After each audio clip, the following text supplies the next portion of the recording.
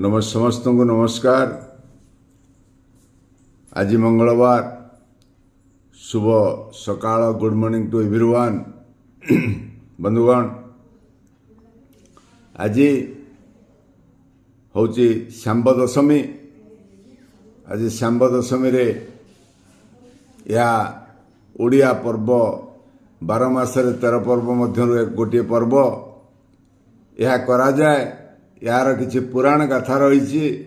ये पुराण गाथा हूँ श्रीकृष्ण पुओ जे शाम्ब जेतबले अभिशापग्रस्त हो कुष्ठ रोग रे आक्रांत हेले श्रीकृष्ण प्रभु श्रीकृष्ण परामर्श क्रमे सूर्यदेव को पूजा करथिले।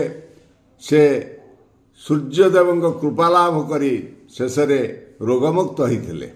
यह को आधार करी आम समाज रे हिंदू माने आपातत हिंदू माने प्राय समस्ते पिलामानक सुख कामना करी पिलामानकर सुस्थ आरोग्य कामना करी यह पालन करते।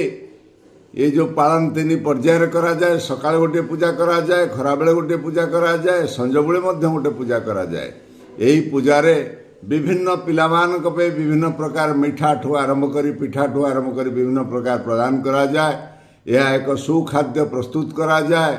यह विभिन्न समय सूर्य को अर्पण करा जाए, तापर भोगराग करा जाए, खिया जाए। यह हूँ आजिर तात्पर्यता। एणु आपण माने समस्ते सूर्य होउचंदी सकल शक्तिर आधार। सूर्य बिना ये सृष्टि रही पारिबो नाही।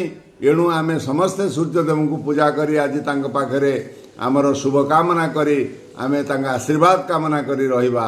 जय जगन्नाथ, जय सूर्यदेव, जय सूर्यदेव। नमस्कार।